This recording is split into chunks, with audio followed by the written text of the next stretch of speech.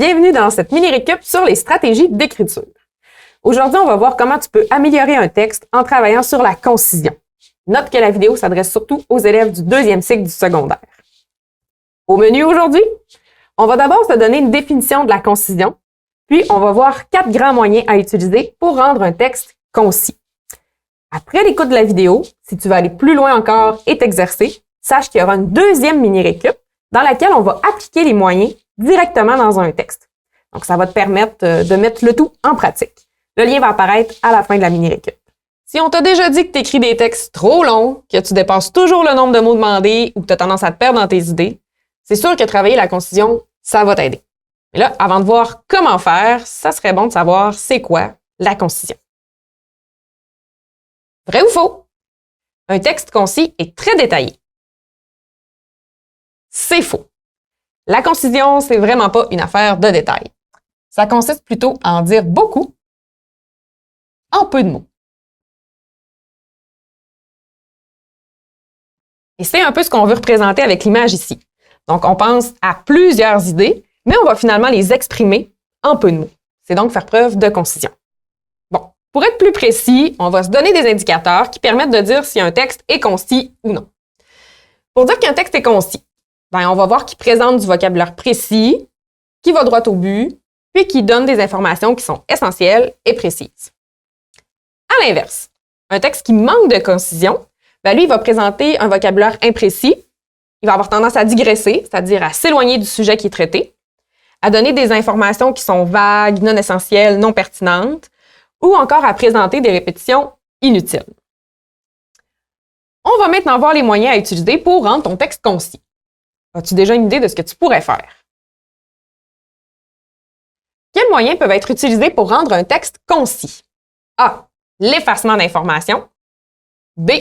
L'utilisation de la reprise de l'information. C. La réduction de phrases.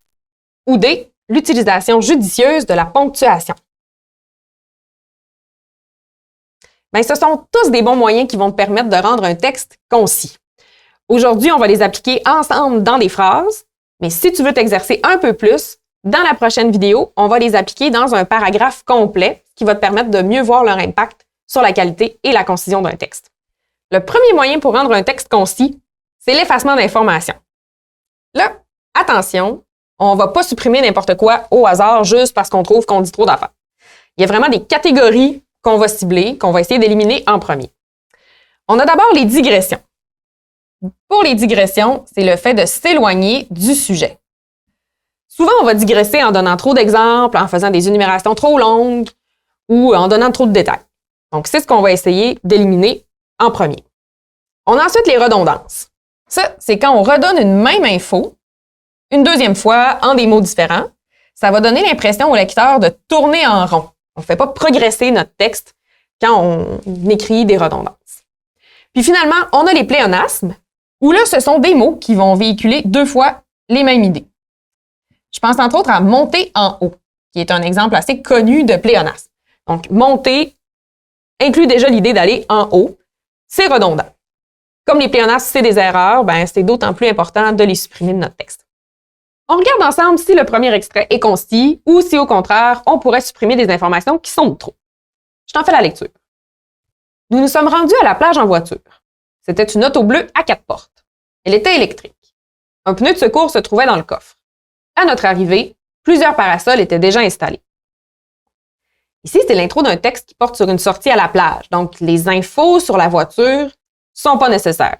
On peut donc dire qu'on s'éloigne du sujet et que toute la portion où on décrit l'auto, c'est une digression. On peut l'éliminer tout simplement. On en arrive avec une intro concise. On fait la même chose avec l'extrait suivant. On essaie de voir s'il y a quelque chose de trop. Nous avons passé une magnifique journée à la plage. Le soleil était brûlant. Une lourde chaleur régnait et la température était élevée. Il faisait 36 degrés Celsius. La canicule sévissait. Il fallait souvent se rafraîchir. Ici, on nous donne la même information, mais dans des mots différents. Autrement dit, il faisait chaud. Le soleil est brûlant, il fait chaud, il fait 36, il fait chaud, la canicule sévit, il fait chaud. C'est vraiment redondant. Donc, toutes ces informations-là, ça fait tourner notre lecteur en rond, le texte ne progresse pas. On va garder une fois l'info voulue en disant « le soleil est brûlant », on supprime tout le reste on en arrive à quelque chose de plus concis. Puis, dans le dernier exemple, sans grande surprise, c'était le tour des pléonasmes. Elles se sont levées debout et ont marché à pied. Quand on se lève, c'est déjà pour se mettre debout. Donc, on a 2 fois la même idée. Même chose pour marcher à pied. C'est nécessairement avec nos pieds quand on marche. Donc, il suffit de supprimer le mot de trop et on a une phrase qui est concise. Une fois qu'il reste juste de l'information essentielle dans notre texte, on peut passer à l'application du deuxième moyen, soit celui de l'utilisation de la reprise de l'information. Pour que notre reprise soit plus concise, on va faire appel à des termes synthétiques, à des termes génériques et à des pronoms. Mais là, connais-tu déjà la différence entre termes synthétiques et génériques? On va vérifier. L'information suivante est-elle reprise par un terme synthétique ou générique? Le panais est délicieux en purée ou encore rôti au four. Ce légume se cultive d'ailleurs au Québec. Est-ce que ce légume est ici A, un terme synthétique ou B, un terme générique? La réponse est B. C'est un terme générique. En effet, les termes génériques, c'est quelque chose qui va représenter une catégorie et qui va englober, autrement dit, la catégorie. Donc, ce légume, c'est la grande catégorie dans laquelle se trouve le panais. C'est donc un terme qui est générique. Le terme synthétique, lui, va plutôt venir résumer ou synthétiser un événement ou une information. On va voir dans les extraits qui suivent comment ça fonctionne. Voici le premier extrait dans lequel on va travailler la reprise de l'information. Je te le lis, puis on voit ensuite s'il y a des choses qu'on peut changer. C'est le scientifique Alexander Graham Bell qui inventa le tout premier téléphone en 1876. Alexander Graham Bell avait fait plusieurs recherches sur l'audition et la parole. Répéter le nom complet de l'inventeur, c'est assez long. Une chose qu'on pourrait faire, c'est utiliser un terme générique. Par exemple, inventeur, qui est une catégorie qui regroupe tous les inventeurs. Alexander en fait partie. On pourrait donc remplacer son nom complet par l'inventeur. C'est générique, ça rend le tout plus concis. Extrait suivant. L'arrivée du téléphone dans le monde des communications a changé la façon d'échanger avec les autres. En effet, l'arrivée du téléphone dans le monde des communications a augmenté la fréquence à laquelle les gens ont des nouvelles de leurs proches. C'est sûr que tu as vu la répétition mot pour mot de la même info. C'est lourd à lire. C'est loin d'être concis. Ici, on pourrait faire appel à un terme synthétique, c'est-à-dire un terme qui résume. L'arrivée du téléphone dans le monde des communications, ça a été un événement marquant. Justement, événement, c'est un terme synthétique qui vient résumer tout ce qu'on a dit dans la première phrase. Avec cette reprise-là, notre paragraphe est déjà plus concis. Et sans surprise, le troisième moyen, les pronoms. On va donc voir ce qu'on pourrait remplacer ici par un ou des pronoms. C'est le scientifique Alexander Graham Bell qui inventa le tout premier téléphone en 1876. Le tout premier téléphone était alors bien différent. Bon, on dit 2 fois le tout premier téléphone. On pourrait tout simplement le remplacer par « il », mais comme on a 2 noms masculins singuliers dans la phrase précédente, on va utiliser celui-ci pour s'assurer qu'on réfère vraiment au dernier. Donc, cette reprise-là nous permet encore une fois d'écrire un texte qui est plus concis. Une fois qu'on a travaillé l'effacement d'informations, puis la reprise de l'information, on arrive à la réduction de phrases, soit le moyen numéro 3 pour rendre un texte concis. On va aller réduire des phrases subordonnées, des phrases négatives, de même que les périphrases et les longs mots pour essayer de gagner en concision. On commence par les phrases subordonnées dans un premier extrait. Ici, on va commencer par 2 phrases subordonnées relatives. Joshua, qui était tout endormi, prit un taxi. On va aller réduire qui était tout endormi, ici, qui est notre subordonné relatif. On va d'abord supprimer le subordonnant, soit qui, puis on va devoir la transformer un tout petit peu pour faire en sorte qu'elle devienne un groupe adjectival. Donc, une fois qu'on supprime le subordonnant et qu'on la transforme, on obtient Joshua, tout endormi, prit un taxi. Prochaine subordonnée relative. Les amis qui chantaient à tue-tête ne l'ont pas entendu arriver.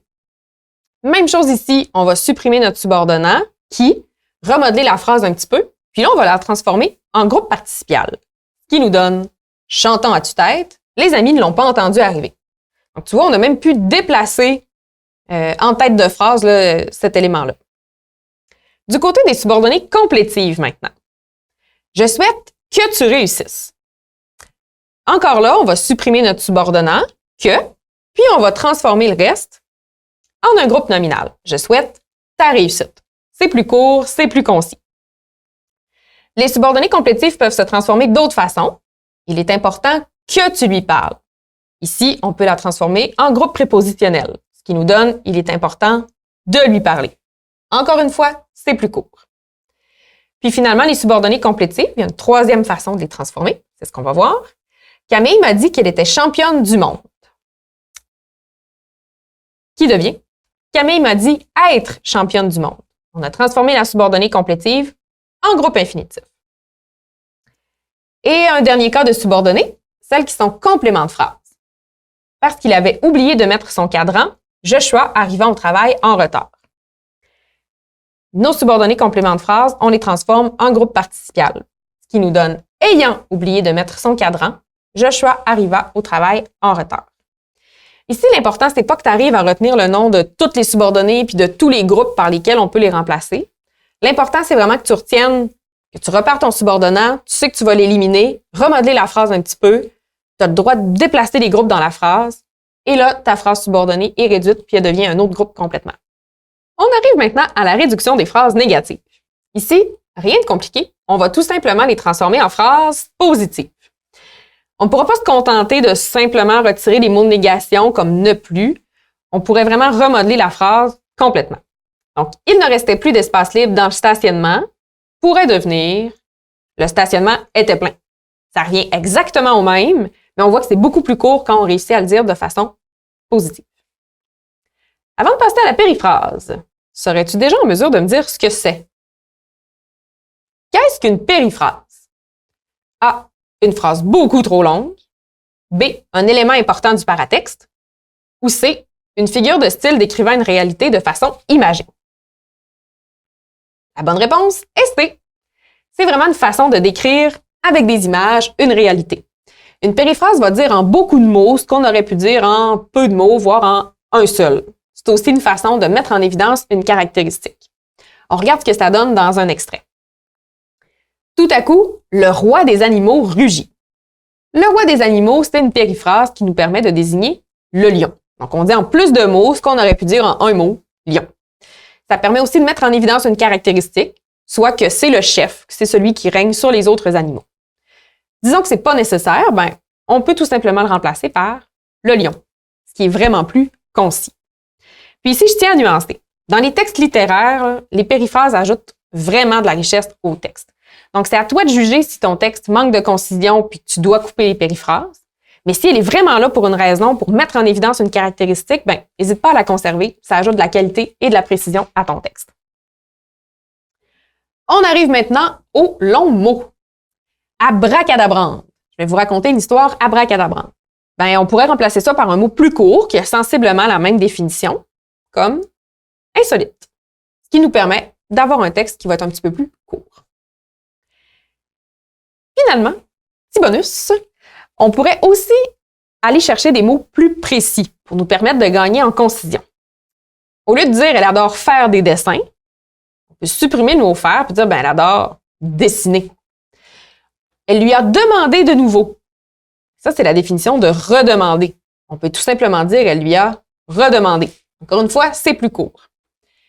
Dernier extrait. Le téléphone intelligent est muni d'un écran permettant de saisir des données grâce au déplacement des doigts à sa surface. Ce qu'on veut dire, dans le fond, c'est que c'est un écran tactile. On a juste à supprimer la définition, écrire tactile à la place, c'est champion, le texte est plus concis. Quatrième et dernier moyen de travailler la concision, c'est d'utiliser judicieusement la ponctuation. On va faire appel ici à 3 signes bien particuliers, soit le 2 points, les parenthèses et les tirets. Donc, à l'aide de ces signes-là, on va tenter de gagner en concision. Je te montre déjà comment dans les prochains extraits. Le 2 points va, par exemple, te permettre d'introduire une cause sans utiliser de marqueur de relation. On regarde dans l'extrait. Composer le numéro est assez long puisqu'il faut attendre chaque fois que la roulette reprenne sa place. Ici, on peut tout simplement remplacer « puisque » par les 2 points. Donc, composer le numéro est assez long. 2 points, on introduit la cause. Il faut attendre chaque fois que la roulette reprenne sa place. on a réussi à raccourcir la phrase en utilisant les 2 points. Du côté des parenthèses, elles peuvent nous éviter d'écrire une phrase complète au lieu de l'information qu'on veut donner. Ici, Alexander Graham Bell, qui est né en 1847 et qui est mort en 1922, a inventé le téléphone. On pourrait tout simplement mettre l'année de naissance et de décès de l'inventeur entre parenthèses et gagner en concision. On pourrait aussi mettre une explication ou une traduction entre parenthèses. Elle a dit qu'elle serait chez son padré, c'est-à-dire chez son père, dès ce dimanche. On remplace cette portion-là par les parenthèses avec la traduction à l'intérieur. Les tirets pourraient d'ailleurs jouer le même rôle, c'est-à-dire qu'on va mettre la traduction entre eux. Et voilà! Tu as maintenant 4 stratégies pour rendre tes textes plus concis. On fait un petit récapitulatif. D'abord, tu peux effacer des informations. C'est le premier moyen que je te conseille. Ça fait un bon ménage et ça allège déjà tout le texte. Une fois que c'est fait, utilise la reprise de l'information, procède à la réduction de phrases et finalement, fais une utilisation judicieuse de la ponctuation. Si tu veux t'exercer et appliquer les 4 moyens dans un vrai paragraphe, rejoins-moi dans la prochaine vidéo. Le lien est à l'écran.